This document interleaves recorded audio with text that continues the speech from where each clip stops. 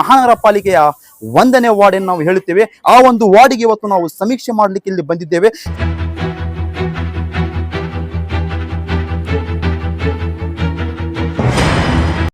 Doctor Ambedkar ಸಂವಿಧಾನದಲ್ಲಿ ಹೇಳ್ತಾ ಇರೋದು ಏನ್ ಮಾಡ್ತಾ ಇದ್ದಾರೆ ನೀವು?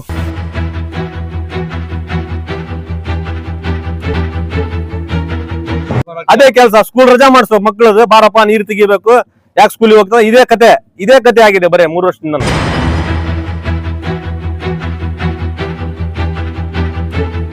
ಇಲ್ಲಿ ಮಳೆ ಬಂದ್ರೆ ಮಳೆ ಬಂದಿಲ್ಲ ಅಂದ್ರೂ ಕೂಡ ಇಲ್ಲಿ ಚರಂಡಿ ಅವ್ಯವಸ್ಥೆ ಇದೆ. ಇಲ್ಲಿ ಚರಂಡಿನ ಒಳ ನೀರು ಕೂಡ ಎಲ್ಲ ಮನೆ ಒಳಗಡೆ ಹೋಗಿ ಎಲ್ಲ ಹಾನಿ ಆಗ್ತಾ ಇದೆ ಸ್ನೇಹಿತರೆ.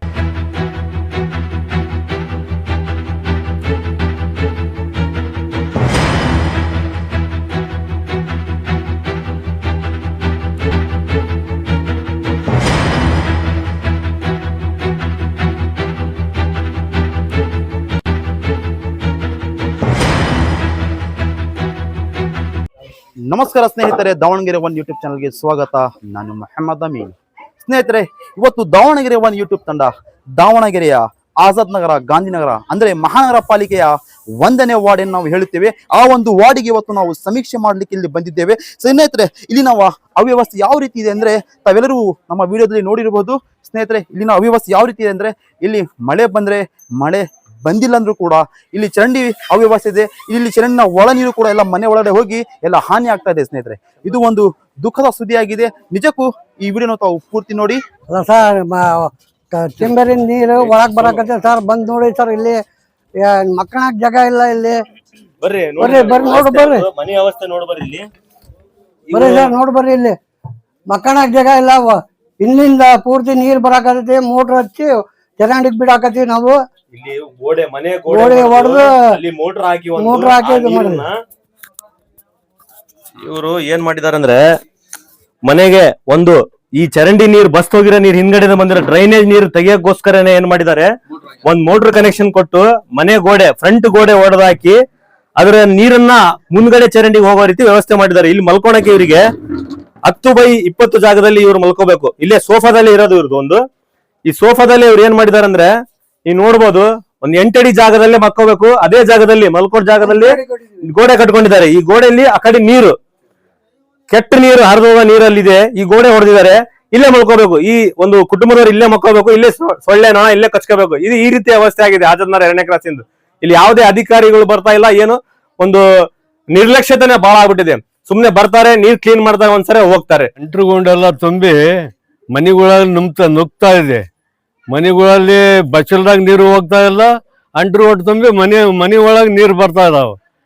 ಮುಂದೆ ಚರಂಡಿ ನೀರು ಹೋಗ್ತಾ ಇಲ್ಲ. ಚರಂಡಿ ತುಂಬಿ ಅದನ್ನು ನೀರು ಒಳಗೆ ಬರ್ತಾ ಇದಾವ. 2-3 ತಿಂಗಳಿಂದ ಬರೀ ಇದೇ ಆಗ್ತಾ ಇದೆ. ಕರ್ಕೊಂಬರ್ತಾರೆ, ನೀರು ಬಿಡ್ತಾರೆ, ಹೋಗ್ತಾರೆ, ಮತ್ ಬೆಳಿಗ್ಗೆ ಹೋಗ್ತಾರೆ, ಮತ್ ಕರ್ಕೊಂಬರ್ತಾರೆ, ನೀರು ಬಿಡ್ತಾರೆ, ಹೋಗ್ತಾರೆ. ಇದು ಬರೇ 2ನೇ ಕ್ರಾಸಿನ ಸಮಸ್ಯೆ ಅಲ್ಲ. ಇಲ್ಲಿ ಒಂದು 4 ಕೋಣಿಗಳದು ಇದೇ ಸಮಸ್ಯೆ, ಡ್ರೈನೇಜ್ ಸಮಸ್ಯೆ. ಇನ್ನೇನು ಮಳೆಗಾಲ ಆರಂಭ ಆಗ್ತಾ ಐತೆ, ಇನ್ನು ಏನು ಸರಿಯಾಗಿ ಮಳೆನೂ ಬಿದ್ದಿಲ್ಲ. ಅಷ್ಟರಲ್ಲೇ ಎಷ್ಟೊಂದು ಅನಾಹುತಗಳು ನಡೆದವೆ ಅಂತ ನಿಮ್ಮ ಕಣ್ಣು ಮುಂದೆನೆ ನೋಡಿದೀವಿ. ಈ ನಮ್ಮ ಓಣಿ ಹಿರಿಯರು ಸಲಾಂ ಸಾಬ್ ಅಂತ ಹೇಳಿ ಮೊನ್ನೆ ಡ್ರೈನೇಜ್ ನೀರು ಇದರಲ್ಲಿ ಬಂದ್ಬಿಟ್ಟು ಬಾತ್ರೂಮ್ ಅಲ್ಲಿ ಬಂದ್ಬಿಟ್ಟು ಕಾಲ್ ಜಾರಿ ಬಿದ್ದು ಕೈ ಮುರ್ಕೊಂಡಿದ್ದಾರೆ. ಇದಕ್ಕೆ ಯಾರು ಹೊಣೆ? ಇದಕ್ಕೆ ಯಾರು ಜವಾಬ್ದಾರಿ? ನೋಡಿ, ಇಲ್ಲಿ ಜಡಿ ಪ್ರಕಾಶ್ ಅಂತ ಹೇಳಿ ಗೆದ್ದು 5 ವರ್ಷ ಆಯ್ತು. ಒಂದು ಸಾರಿನೂ ಒಂದು ಮಾನವೀಯತೆಗಾಗೂ ಒಂದ್ಸರಿನೂ ಭೇಟಿ ಕೊಟ್ಟಿಲ್ಲ. ಒಂದ್ಸರಿ ಅವ್ರ ಮಕಾನೇ ನೋಡಿಲ್ಲ ಇಲ್ಲಿವರೆಗೂ ಜನ.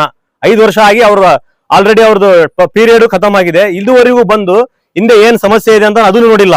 ನೀವು ನೋಡ್ಬೋದು, ನೀವು ಎಲ್ಲ ನೋಡಿ ತೋರಿಸಿದೀವಲ್ಲ. ಇದು ಒಂದು ಏನಂದ್ರೆ ಒಂದು ಕಳಪೆ ಕಾಮಗಾರಿಯಿಂದ ಆಗಿರೋದು.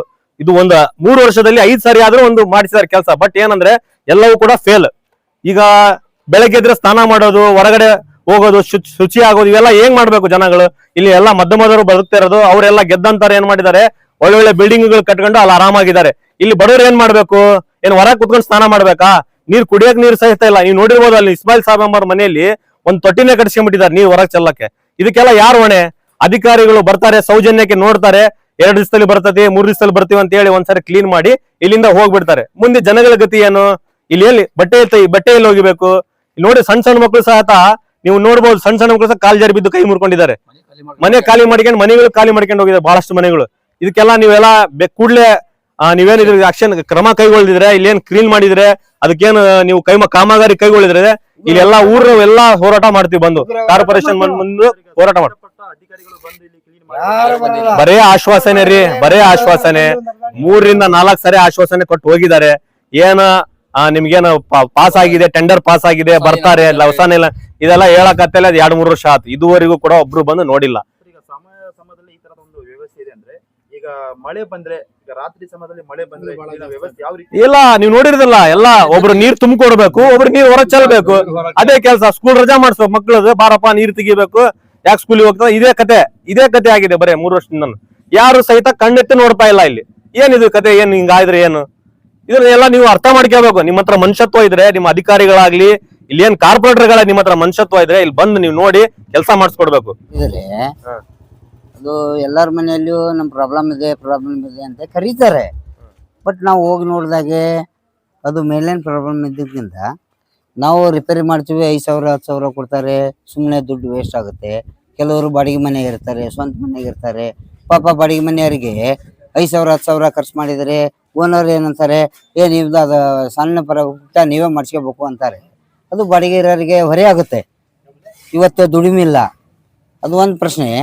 ಎರಡನೇದ್ದು, ಇಲ್ಲಿ ಏನಾಗ್ತಾ ಇದೆ ಅಂದರೆ ಮೇನ್ ಲೈನ್ ಹೊಸ ಲೈನ್ ಹಾಕ್ಬೇಕದು. ನಾನು ನೋಡ್ದಂಗೆ ಒಬ್ಬ ಪ್ಲಂಬರ್ ಆಗಿ ಮಾತಾಡ್ತಾ ಇರೋದು, ಮೇನ್ ಲೈನು ಒಂದು 12 ಇಂಚಿಂದವರೆಗೆ ಹಾಕ್ಬೇಕು. ಈಗ 4 ಇಂಚು 5 ಇಂಚು ಐತಿ, 1ರಿಂದ 1.5 ಅಡಿ ಹಾಕಿದ್ರೆ ಈ ಪ್ರಾಬ್ಲಮ್ ಸಾಲ್ವ್ ಆಗುತ್ತೆ.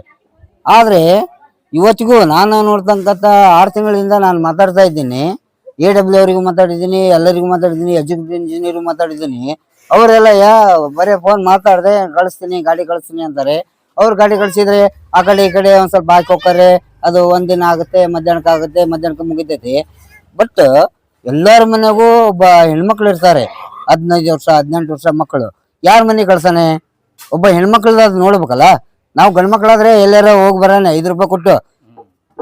ನಿಮ್ ಮನೆಯಲ್ಲಿ ಎಲ್ಲಾ ಅಧಿಕಾರಿಗಳು ನಾನು ಕೇಳ್ತಾ ಇರೋದು ಇಷ್ಟೇ, ನಿಮ್ ಮನೆಯಲ್ಲಿ ಹೆಣ್ಮಕ್ಳು ಇಲ್ವಾ? ಯಾರ ಮನೆಗೆ ಹೋಗ್ಬೇಕು ಅವರು? ಅದನ್ನ ಅರ್ಥ ಮಾಡ್ಕೊಂಡು ಯಾವನಾದ್ರೂ ಇಲ್ಲಿ ಬಂದು ಇವತ್ತಿಗಾದ್ರೂ ಅದನ್ನ ಹಿಂಸೆ ಮಾಡಿಲ್ಲ, ಕೆಲಸ ಮಾಡ್ತಾ ಇಲ್ಲ. ಬರೇ ನಾವು ಎಸ್ಟಿಮೇಟ್ ಹಾಕ್ತಿವಿ, ಎಸ್ಟಿಮೇಟ್ ಹಾಕೋದ್ರಾಗನೆ ಎಲ್ಲಿ ಹೋಗುತ್ತೆ? ವಿಕೋಪ ಪರಿಹಾರ ನಿಧಿ ಒಳಗೆ ಇಮಿಡಿಯೇಟ್ಲಿ 12 ತಾಸಿನ ಕೆಲಸ ಮಾಡ್ಬೇಕಂತ ಒಂದು ನಿಧಿ ಇದೆ. ಆ ನಿಧಿ ದುಡ್ಡಿನೊಳಗೆ ಇಮಿಡಿಯೇಟ್ಲಿ ಮಾಡ್ರಿ. ನಾನು ಕೇಳ್ತಾ ಇರೋದು, ಡಾಕ್ಟರ್ ಅಂಬೇಡ್ಕರ್ ಸಂವಿಧಾನದಲ್ಲಿ ಹೇಳ್ತಾ ಇರೋದು. ಏನ್ ಮಾಡ್ತಾ ಇದ್ದಾರೆ ನೀವು?